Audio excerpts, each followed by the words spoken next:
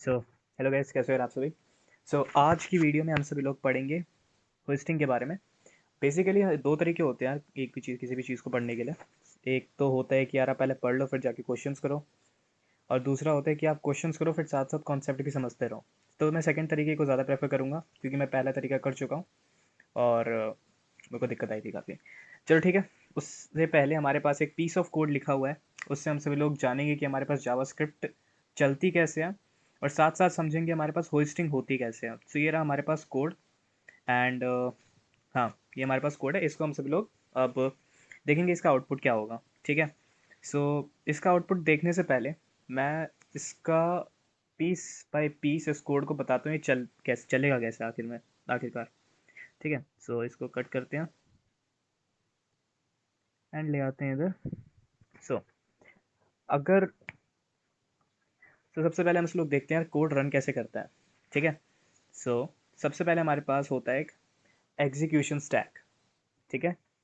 Execution stack हमारे पास क्या होता है। तो सबसे पहले यार हमारे पास एक चीज़ आती है जिसको हमसे लोग बोलते हैं एग्जीक्यूशन स्टैक। अब एग्जीक्यूशन स्टैक हमारे पास क्या होता है।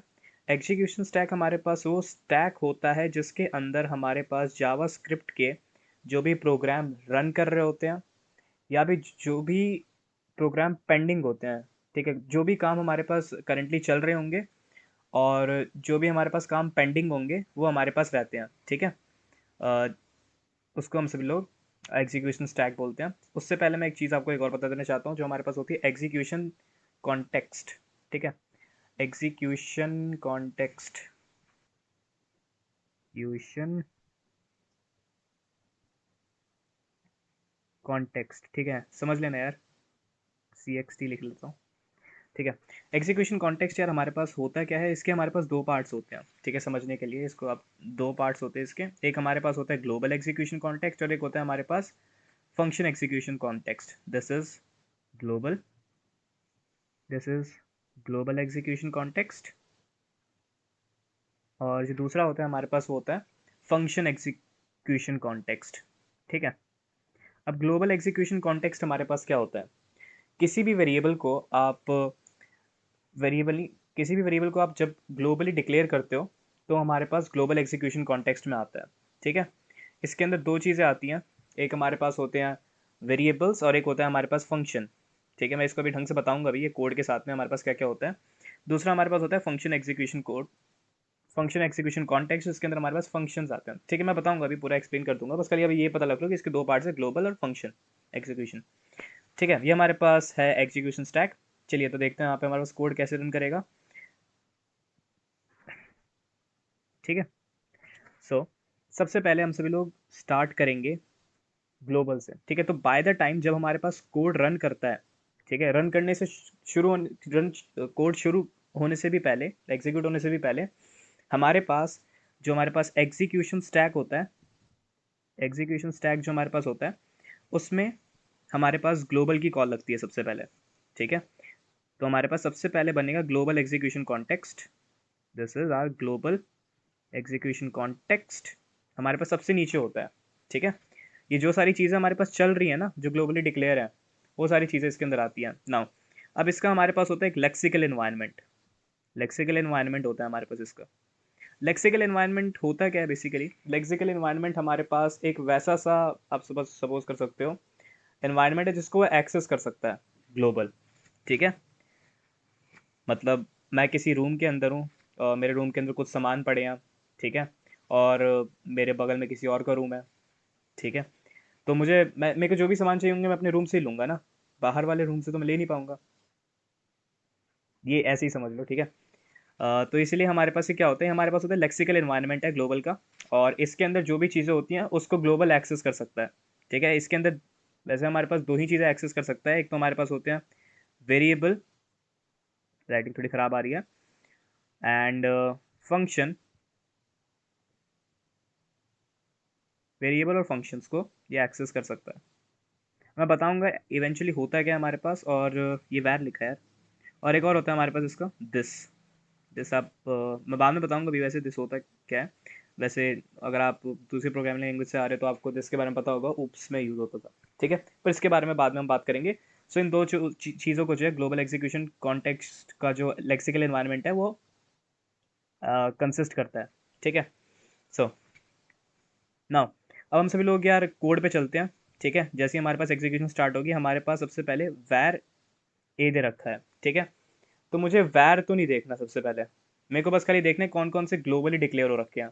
ठीक है, तो अगर आपको होस्टिंग का थोड़ी सी चीज़ मैं बता देता हूँ। हमारे पास तीन तरीके होते हैं जिसकी वजह से हम किसी भी वेरिएबल को डिक्लेयर कर सकते हैं। तो फर्स्ट वन इज वैर, सेकंड हमारे पास होता है लेट, और जो लास्ट होता है हमारे पास उसको हम सब लोग बोलते हैं कॉन्स्ट। ठीक है, सिर्फ तीन तरीके हैं। वैर जो होता है हमारे पास, इसका जो स्कोप होता है वो हमारे पास फंक्शन स्कोप होता है। ठीक है, लेट जो होता है इसका हमारे स्कोप मैं बताऊंगा अभी, क्वेश्चन से ही हमारे पास ज़्यादातर चीज़ें कवर अप हो जाएंगी। और लेट का जो होता है इसका तो हमारे पास फंक्शन स्कोप होता है। लेट का जो होता है हमारे पास होता है ब्लॉक स्कोप। ठीक है, BLOC के। एंड कांस्टेंट जो होता है हमारे पास जस्ट लाइक लेट की तरह ही होता है। ठीक है, इनमें होता है क्या है, ये सारी चीज़ें मैं बाद में की वीडियोस में बताऊंगा, वैसे तो अभी पता भी लग जाएगा क्या क्या होता है। सो हाँ, तो हम यहाँ पे थे, वैर ए था। तो इसका जो हमारे पास एग्जीक्यूशन कॉन्टेक्स्ट होगा ग्लोबल का, वो हमारे पास क्या चीज़ें यहाँ पे कंसिस्ट करेगा, इस वाले कोड के बारे में बात कर रहा हूँ मैं। तो यहाँ पे हमारे पास ये चीज़ें होंगी। ठीक है, सबसे पहले हमारे पास ए आया। अब मैं इसके बारे में बात कर रहा हूँ। हम अभी कोड को गए भी नहीं है कोड पे। कोड पे जाने से पहले हमारे पास ग्लोबल के अंदर ये सारी चीज़ें जो है आ गई होंगी। ठीक है, मैं अभी कोड को गया भी नहीं हूँ कोड पे, कोड पे जाने से पहले की बात कर रहा हूँ मैं। ठीक है, तो हमारे पास ए आ गया होगा, जो हमारे पास चीज़ें ग्लोबली हैं उन्हीं को हम सब लोग ले रहे हैं बस। ए आ गया होगा जिसकी वैल्यू जो होगी हमारे पास, जो इसकी बाय डिफॉल्ट वैल्यू होती है विच इज़ अनडिफाइन आ गई होगी। नोट गाइस, मैं अभी तक कोड पे नहीं गया हूँ, पहले बता रहा हूँ। ठीक है, तो इसकी हमारे पास वैल्यू जो होगी अनडिफाइन आ गई होगी।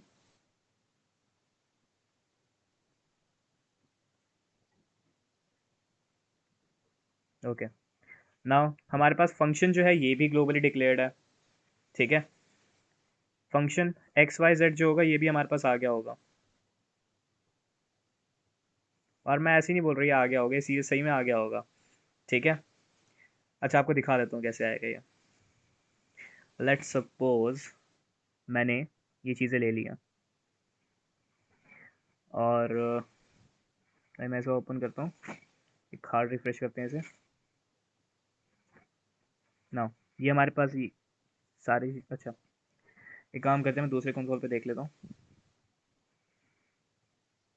ओके, सो यहाँ पे हम लोग डालते हैं इसे। तो देखो, मैं इसको जैसे ही एंटर करूँगा, अब मैं जैसे ही विंडो देखूंगा, विंडो ऑब्जेक्ट, तो ये विंडो ऑब्जेक्ट जो होगा उसकी प्रॉपर्टी बन गई होंगी। क्या, जो हमारे पास ग्लोबली डिक्लेयर्ड है, ग्लोबली क्या डिक्लेयर्ड है, वेरिएबल्स और फंक्शंस बन जाएंगे विंडो ऑब्जेक्ट की प्रॉपर्टी। तो आपको दिखाने के लिए हम यहाँ पे चेक करेंगे ए को।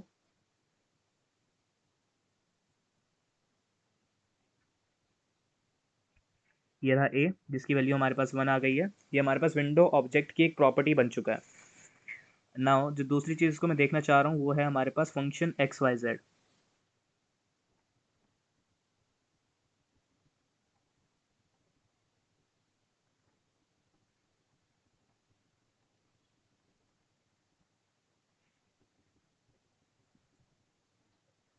XYZ को मैं ढूंढ रहा हूँ यहाँ पे।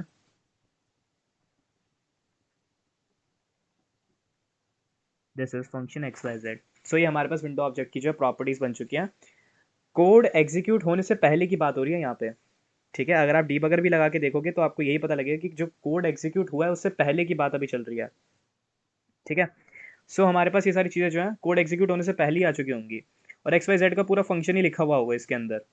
हमारे पास जो भी ग्लोबल एग्जीक्यूशन का जो भी लेक्सिकल एनवायरनमेंट होगा उसके अंदर ये सारी चीज़ें होंगी before the code is been executed.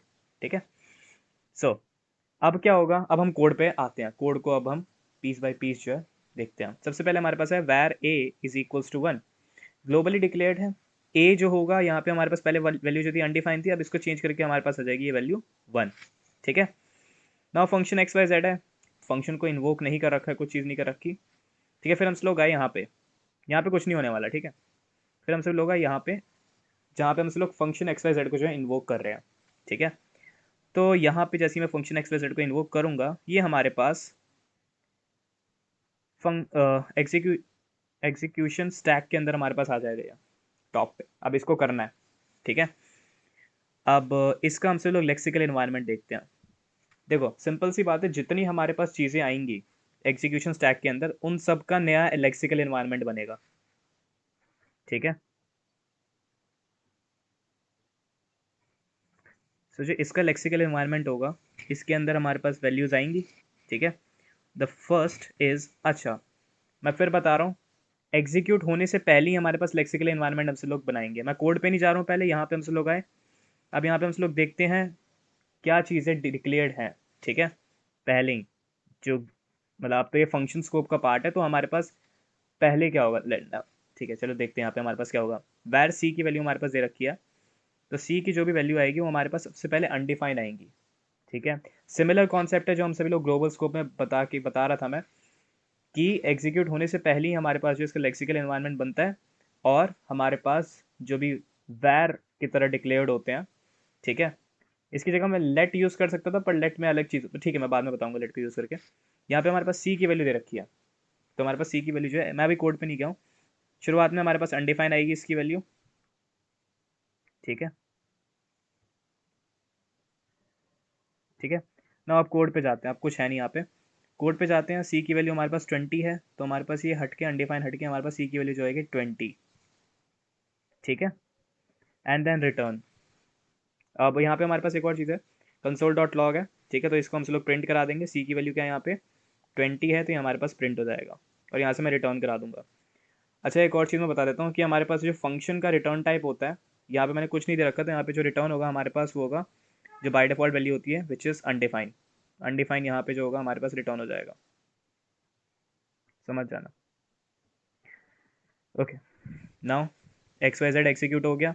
So x Y Z जैसे ही एग्जीक्यूट खत्म हो जाएगा, एग्जीक्यूट इसका जहाँ पे हम इस वाली लाइन पे पहुँच जाएंगे यहाँ पे, तो ये जो होगा एक्स वाई जेड हमारे पास पॉप हो जाएगा कॉलिंग स्टैक में से, एग्जीक्यूशन स्टैक जो भी होता है।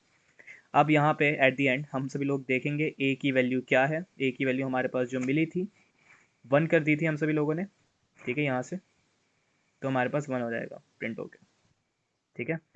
नाउ अब जस्ट इन ऑर्डर तो आपको पता भी लग जाए कि इसका आंसर क्या होगा, तो इसके लिए हम सब लोग इसको रन भी करा देते हैं।